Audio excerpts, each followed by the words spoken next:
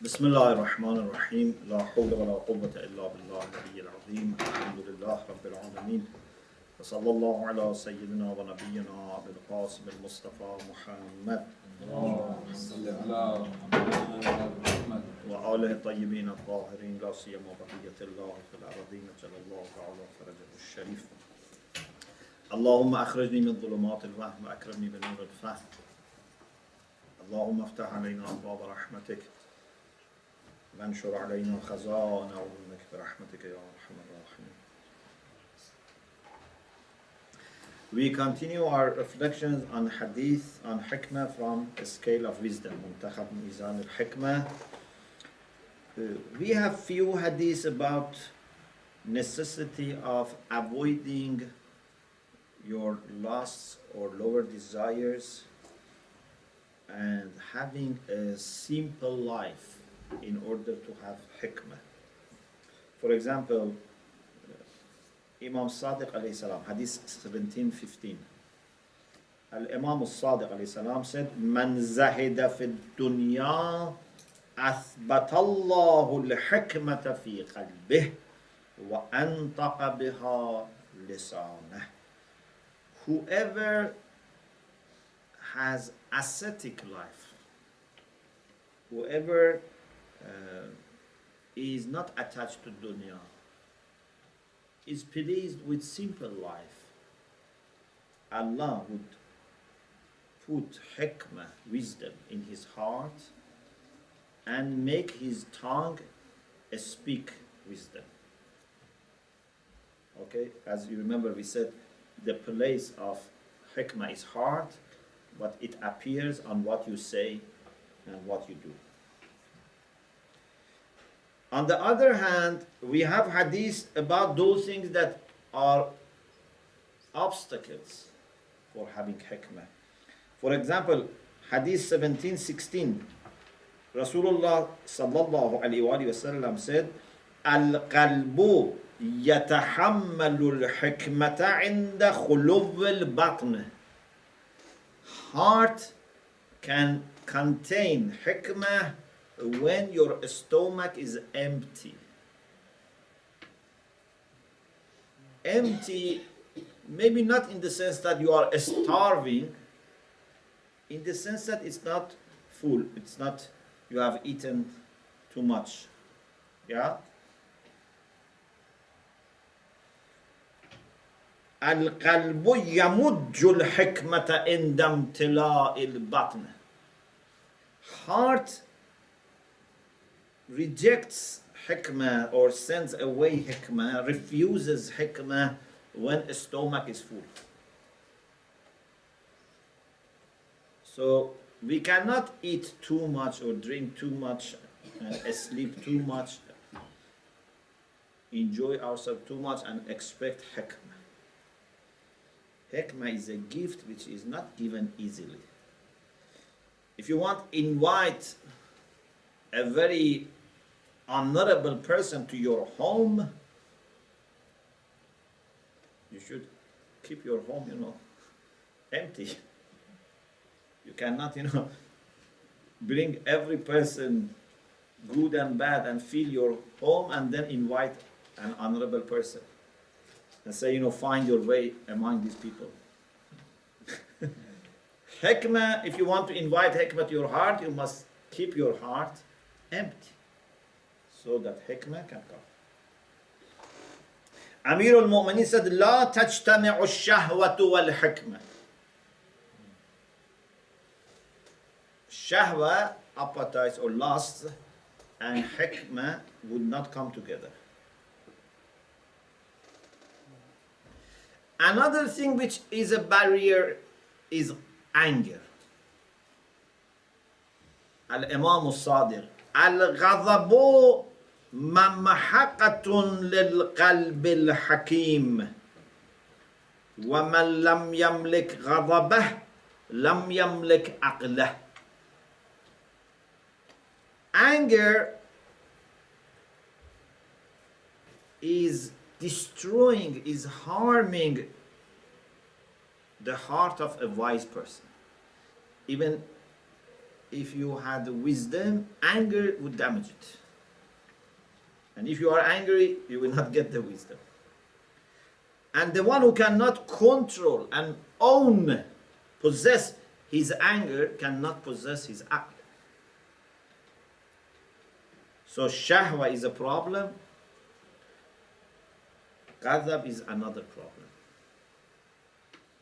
Yes? And it seems that many people have both. So we have more than one reason for lacking wisdom. Another thing which is a requirement for hikmah and its opposite, its obstacle, is tawadu. Humility is a requirement and arrogance is an obstacle. Imam Kazim alayhi salam said, "Inna zar'ah yanbutu fi sahl wa la yanbutu fi safa." If you want to farm, you want to plant, it would grow in a soily plain, not on rocks. Yeah, you cannot farm on rock. فكذلك الحكمة تعمر في قلب المتواضع. In the same way that you cannot grow anything on a rock, you cannot grow hikmah if you are arrogant. Hikmah is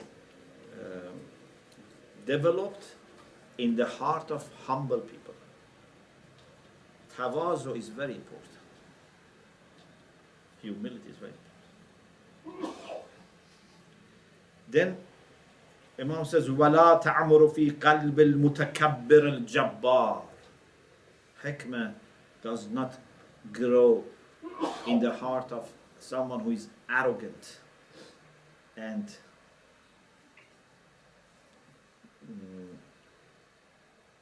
tyrant. لأن الله جعل التواضع آلة العقل. Humility is the instrument, is the vehicle for aql. If you want your aql function, you have to be humble. If you remember, we talked about how humility is connected to truthfulness. We have discussed this, you know. If you are arrogant, you cannot let your aql function. Because aql observes truth, but arrogance says observe your interest. Yeah? Arrogance says truth is not important. We make the truth. If we cannot make it, we buy it. When the Neo comes. But the one who is humble says truth is related to Allah, who is Al-Haq and has eternal value. The best thing for me is to be humble. You know, I am, of course, aware that sometimes it's not easy to accept the truth. You know, sometimes difficult. We have difficult truth, yeah? But still, you have to accept the truth. Don't waste your energy fighting the truth, because you cannot do anything with the truth. Truth is truth. Whether you like it or not, whether it is suitable for you or not, the best thing is just to accept it. Because if you fight the truth, the problem becomes more and more.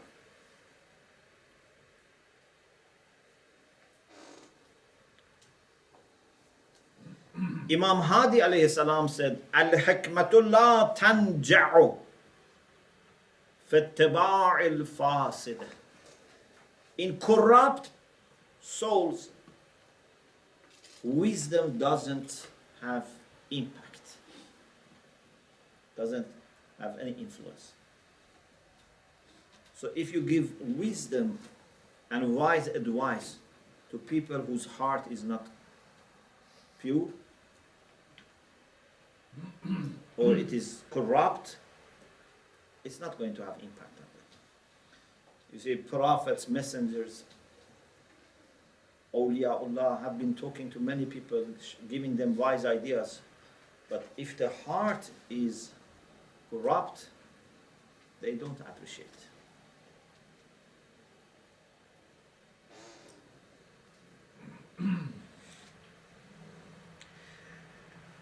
One of the effects of hikmah, in the section on effects of hikmah, athar al-hikmah, is that your reason, your intellect will grow. It cultivates aql. Imam Sadiq alayhi salam said, "Kathratun nazar fil hikmah." If you keep reflecting and looking at hikmah, talqahul aql, it would fertilize and cultivate aql. Then we have two hadiths here about not to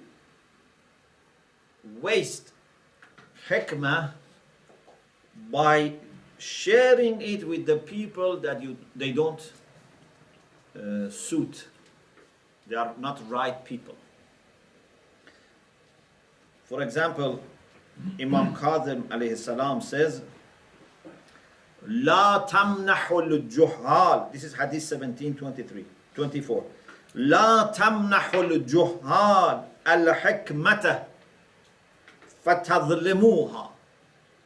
Don't give hikmah to ignorant people, because if you give them, you would do injustice to hikmah.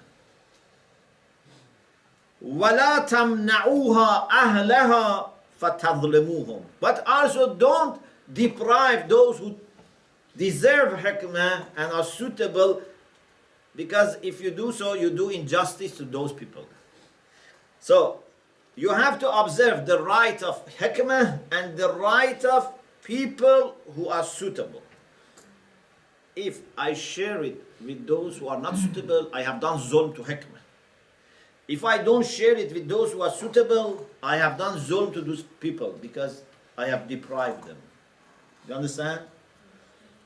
So you have to avoid two zulm. Zulm to hikmah by teaching people who are not suitable, and zulm to people who are suitable by not teaching them. So you need wisdom to understand who is suitable and then teach them. Question? Last part answered it. Okay. Because it's very difficult to sort of make that judgment about people. Yes. You need wisdom. Yes. You need wisdom to give wisdom. To do justice. Okay. Based on these hadiths, and of course these are only samples, and for the sake of having easy access, all from Muntakhab wa Mizan Hikmah, you can understand value of hikmah. You can understand that it is very fundamental.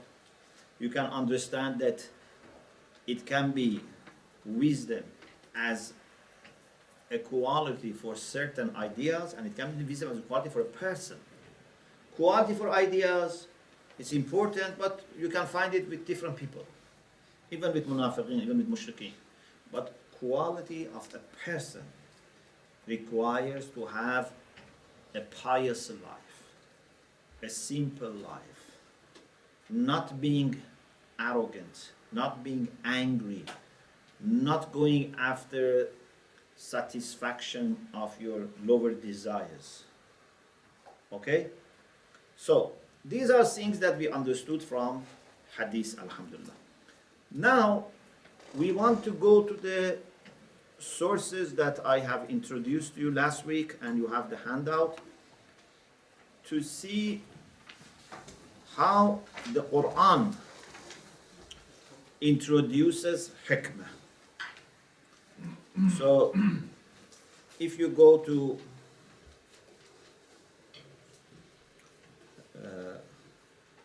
Mufradat by Raghib al-Isfahani, okay, you have two types of texts. One is from Mufradat by Raghib Iswani, another one is At-Tahqiq for Sayyid Mustafa. Okay?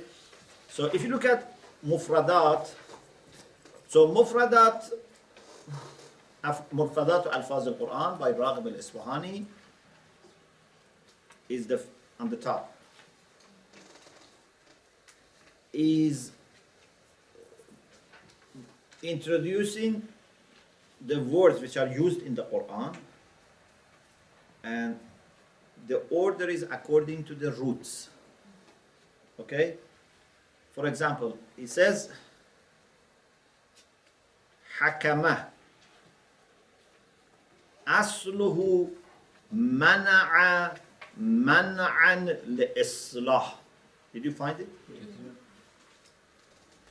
It says Hakama, its original meaning, the meaning of the root. Because what is important in such books, they try to identify what is the root, what is the original meaning, and then how this is coming in different derivatives. Hakama means mana'a, stopped. Okay? When you stop, then it is called hakama. Stopping for what reason?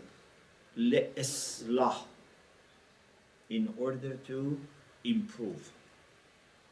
Or in some books they say mana al-fasad. When you stop harm or corruption, or when you stop for the sake of islah, it's the same thing. Okay? Man'ul fasad or man' lil islah. This is the root of hakama. وَمِنْهُ سُمِّيَتِ اللِّجَامُ حَكَمَةً حَكَمَةَ الدَّابَّةِ. Horse bridle, lijam, is called hakama.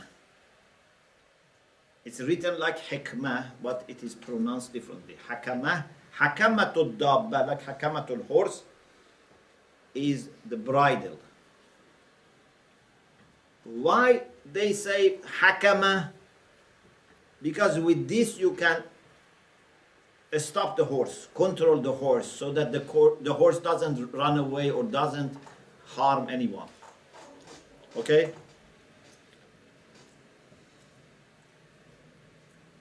Hakamtu dabbata. Hakamtu dabbata. What does it mean? Means mana'tuha bil hakama. Means I stopped it by using bridle.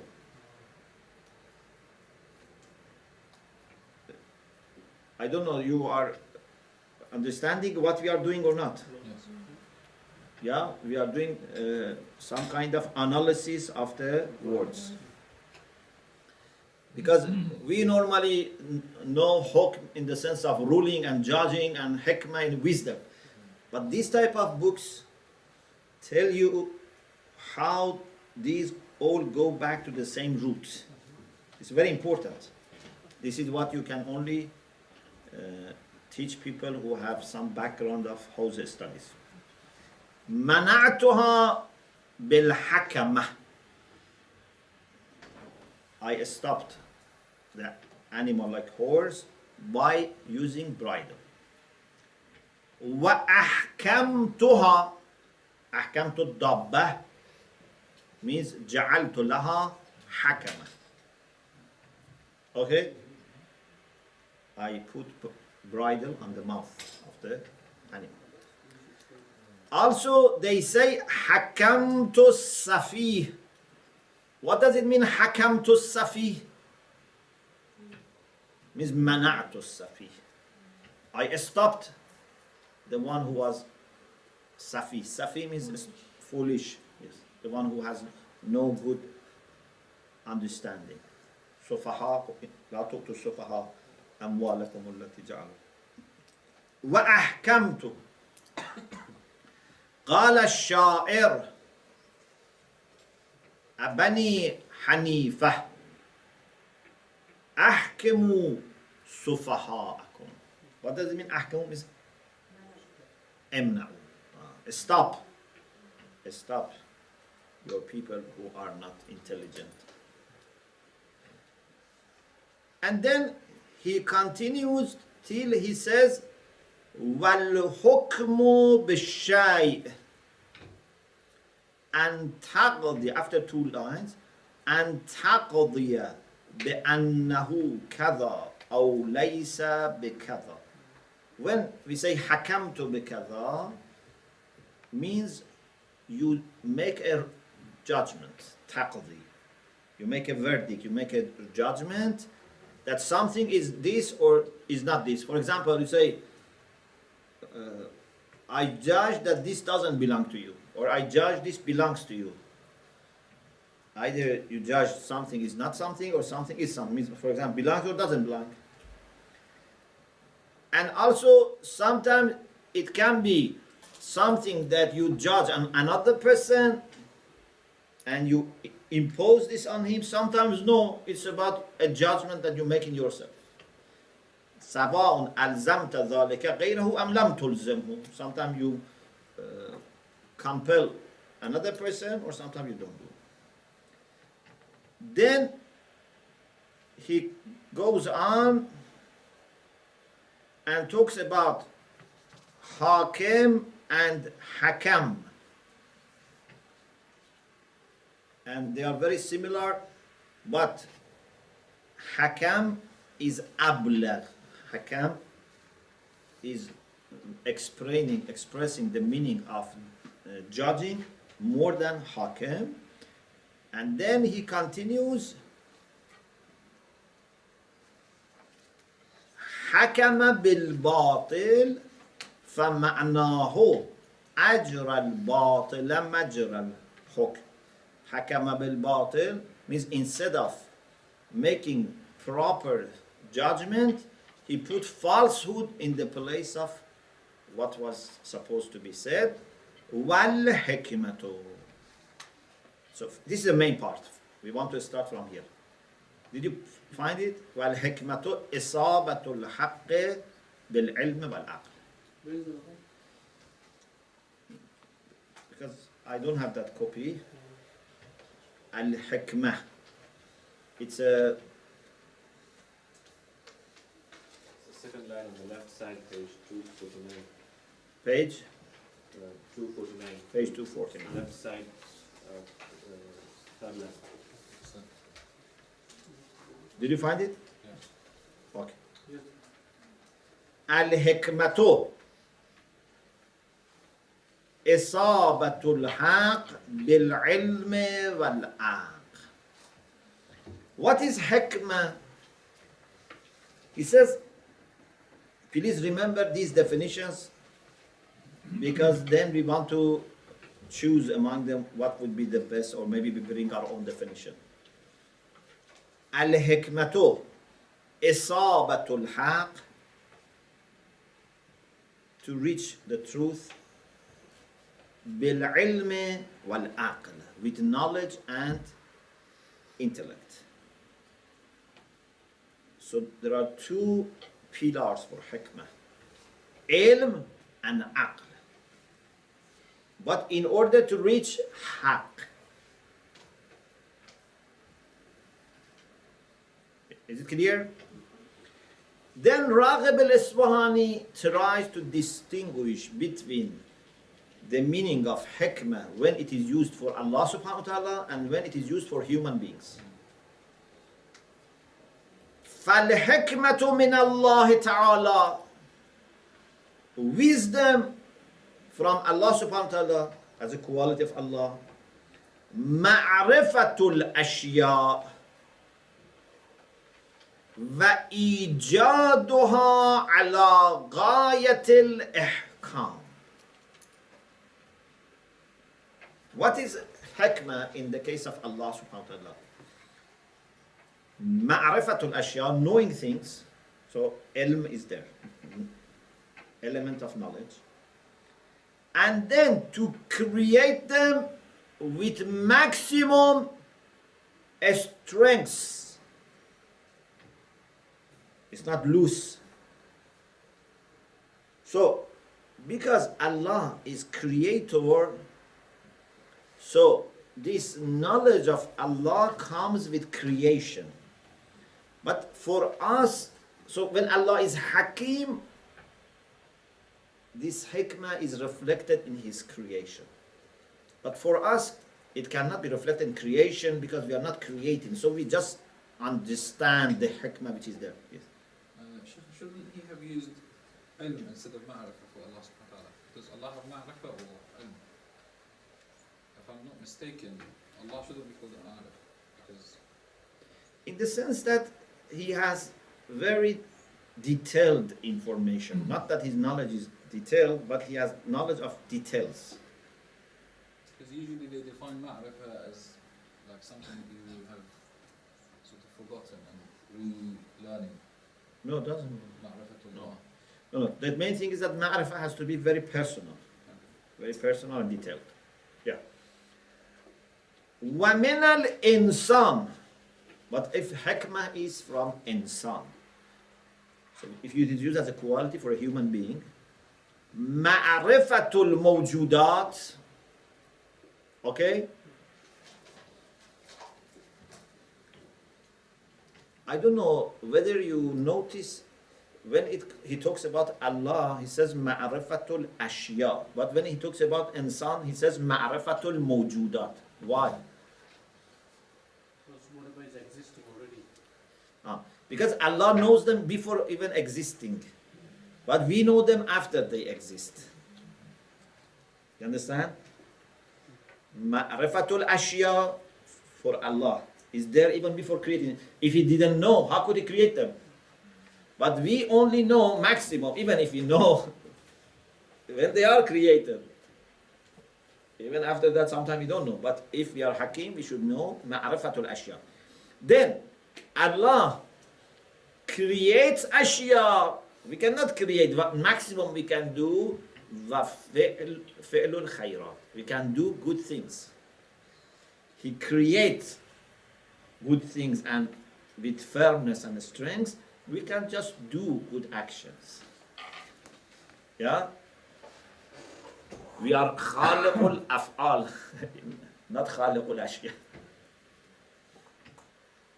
وَهَذَا هُوَ الَّذِي وَصَفَ بِهِ لُقْمَانَ فِي قَوْلِهِ عَزَّ وَجَلَّ. This is what Allah described Luqman with in this ayah. وَلَقَدْ آتَيْنَا لُقْمَانَ الْحِكْمَةِ. We gave certainly Luqman wisdom. What does it mean? معرفة الموجودات وفعل الخيرات. ونبه على جملتها بما وصفه بها. So Allah subhanahu wa ta'ala, by describing Luqman with this, has informed us that he had this quality. فَإِذَا قِيلَ فِي اللَّهِ تَعَالَى هُوَ حَكِيمٌ فَمَعْنَاهُ بِخِلَافِ مَعْنَاهُ إِذَا وُصِفَ بِهِ غَيْرُهُ. When we say Hakim to Allah is different from when we use Hakim for something else. Clear? وَمِنْ هَذَا الْوَجْهِ قال الله تعالى أليس الله بأحكم الحاكمين.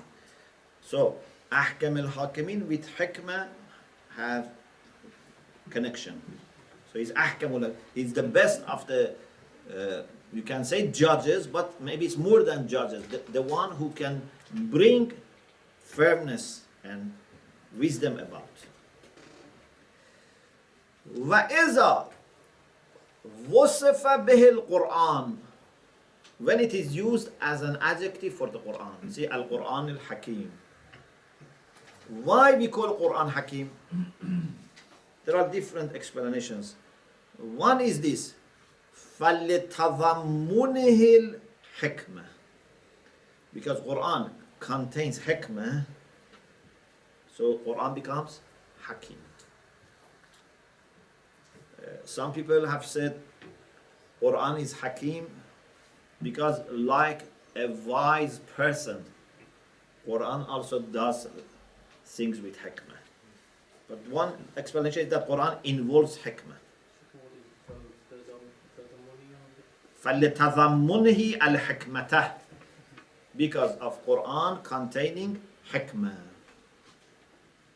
For example, in Surah Yunus number 1, Alif Lam Ra tilka ayatul kitabil hakim. In Qamus Quran by Ayatollah Qurashi, he has a very good discussion, and he says Hakim has been used 97 times in the Quran. 5 times, 5 out of 97 is for Quran. Once is for Amr. فيها يفرغ كل أمر حكيم. 91 times is used for Allah subhanahu wa ta'ala. Okay? So 97 times Hakim occurs in the Quran. 5 times for the Quran, 1 time for Amr, affair, 91 times for Allah subhanahu wa ta'ala.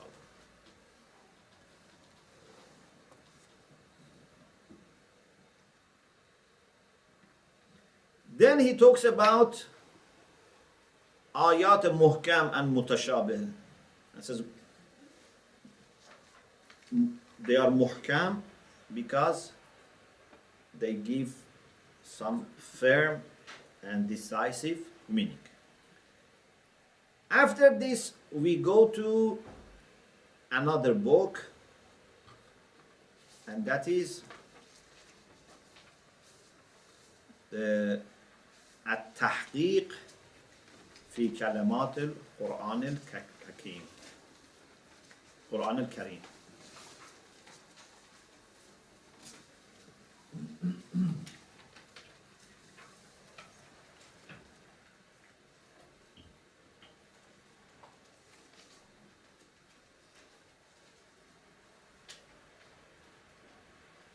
Can someone give me the handouts? Thank you very much. If you go to page 264, التحقيق في كلمات القرآن الكريم by the late Ayatollah Mustafavi, you see at the beginning he has quotations from different major books. Misbah means Al-Misbah Munir, which is one of the major texts for Quranic terms and Arabic terms in general. He says al-hukmu al-qada, to judge, to make a ruling or verdict. Wa asluhu al-man', man'. He said hakama yani mana'. يقال حكمت عليه بكذا. When you make a ruling, what does it mean? Indeed, means منعته من خلافه. It means that you stop him from anything other than that. So a person can do different things. By making a hukm, you stop him from other directions and other things.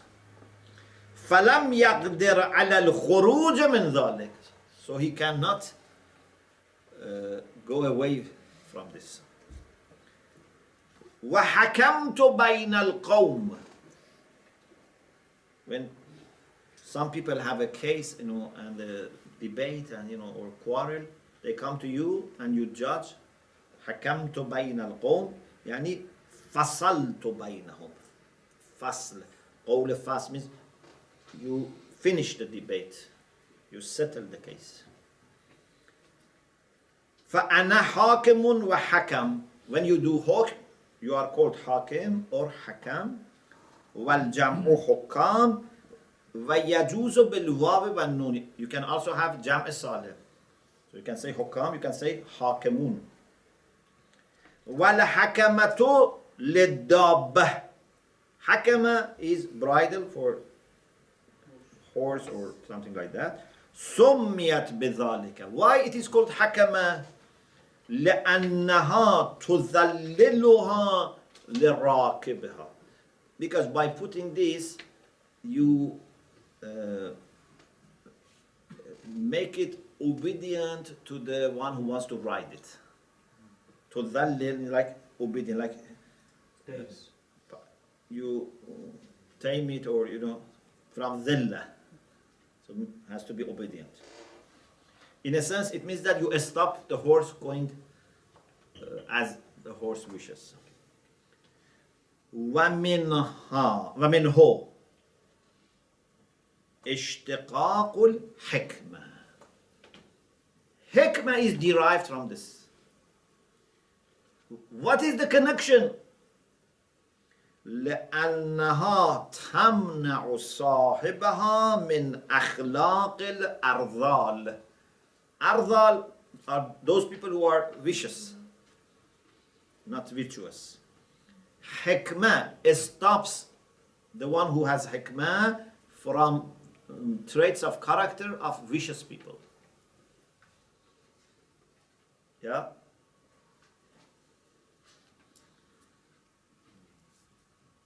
وحكمت الرجل. حكمت means فوضت الحكم إليه. I delegated ruling to him, means I made him حكم or حاكم. وتحكم في كذا means فعل ما رأى.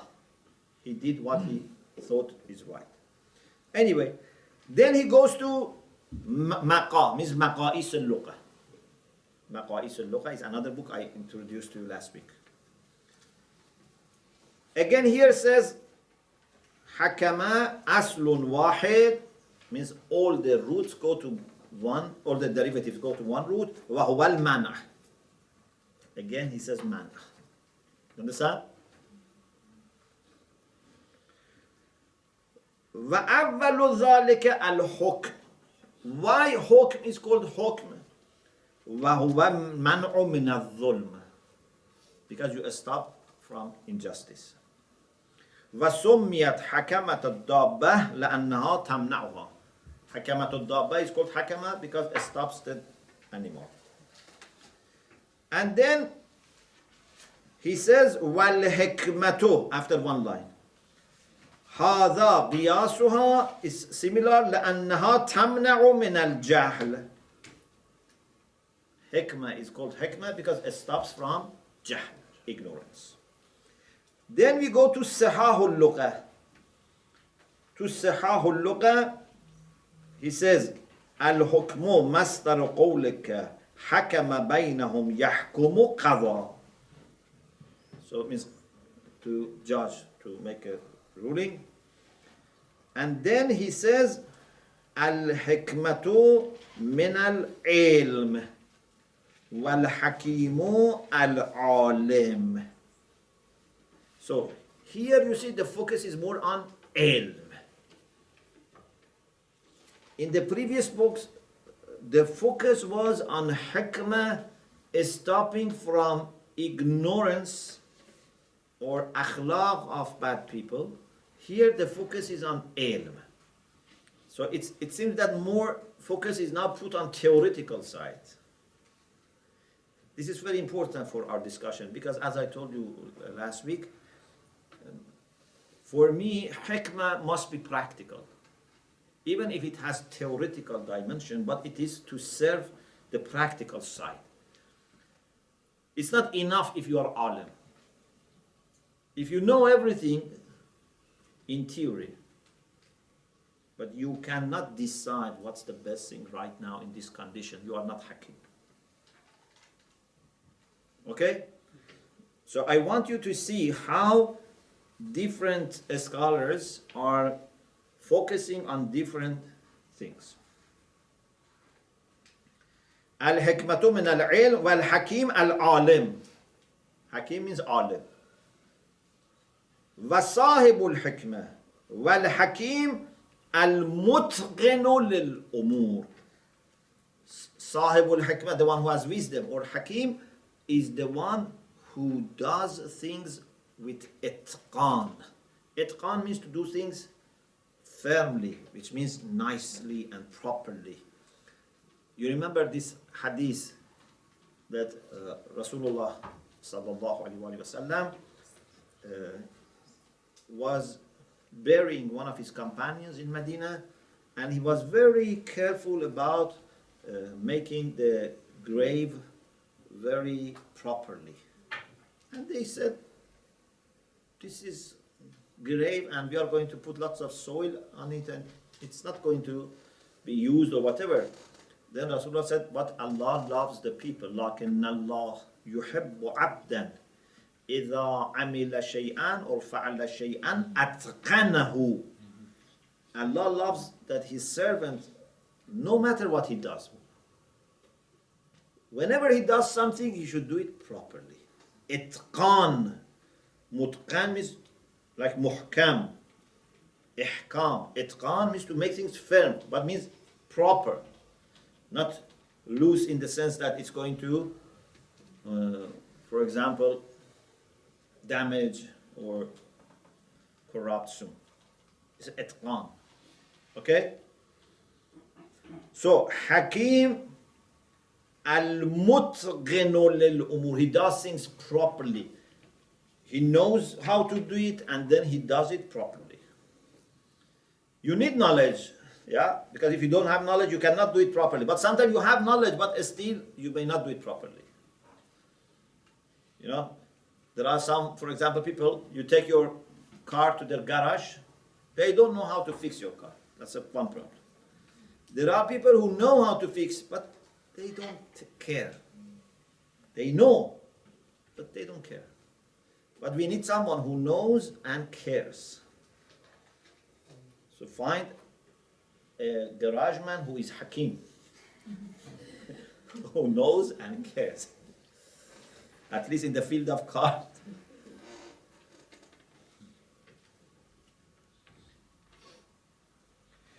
Then we go to Lisanul Arab. Lisanul Arab is a very important book. It's about, I think, if I'm not mistaken, 20 volumes in new edition. It says, Al-Hukmu, Al-Ilmu, Wal-Fiqhu, Wal-Qada'u, Bil-Haqqi, Wal-Adl.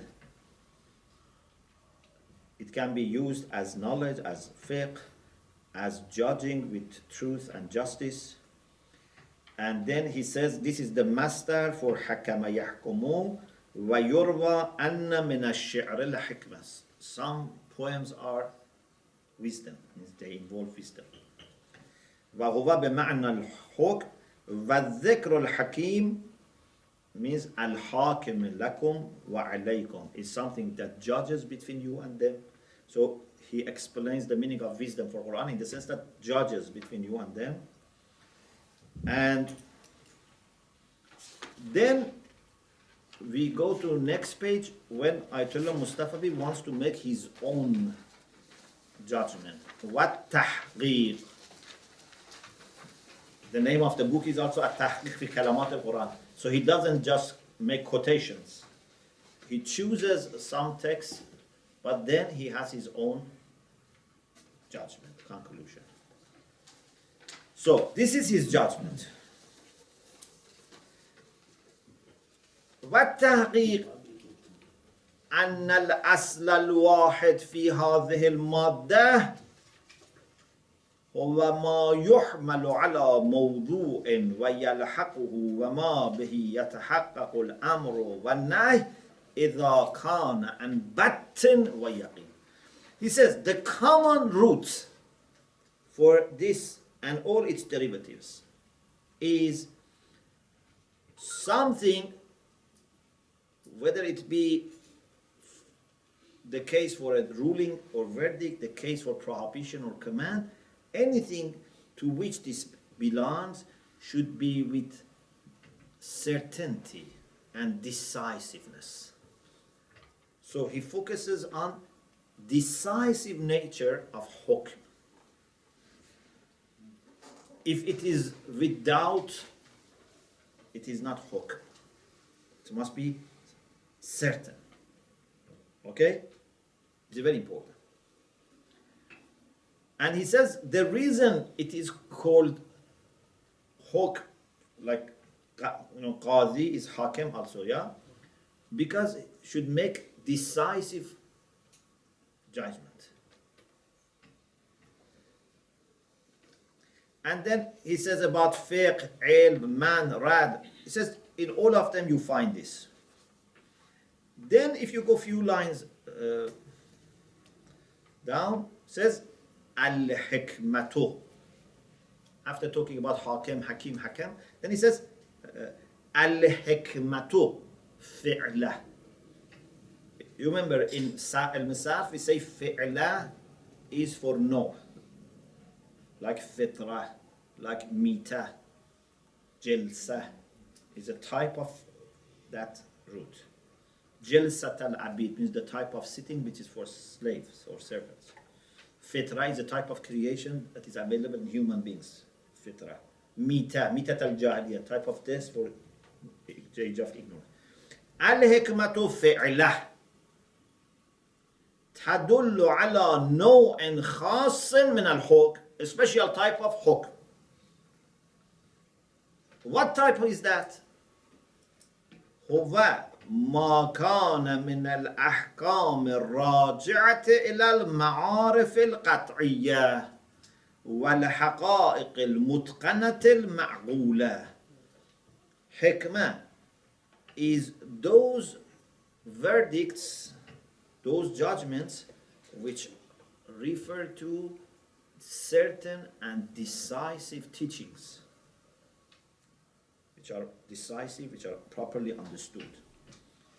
Then he explains the difference between hukm and qada, and then he says the reason Qur'an is called Hakim is also because it's involving decisive and certain judgment. And therefore you see many times Hakim comes with Alim and Aziz. For example, for Allah subhanahu wa ta'ala comes with Alim, with Aziz. Because Allah is also Hakim, as we said 91 times, because He has certainty. For example, we have Wallahu Alimun Hakim, Wallahu Azizun Hakim, Wa kana Allahu Aliman Hakima. And then he says, La yasihhu tahaqququ kawnihi hakiman illa ba'da al-ilm abil izza. He cannot be Hakim unless he has knowledge, because if he has knowledge he cannot be certain, and also dignity, because Izza in the case of Allah means he is not defeated, he's strong, he's firm, nothing can penetrate. You remember we said again in Akhlaq when we talked about Karama. Say Arabs, if there is a land in which water cannot go inside, they say Ardun Uzaz. Izza means nothing can penetrate. It's very firm and strong.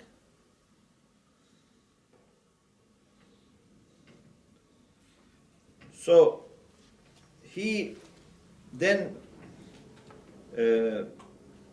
mentions about Allah subhanahu wa ta'ala, then he talks about the Qur'an, and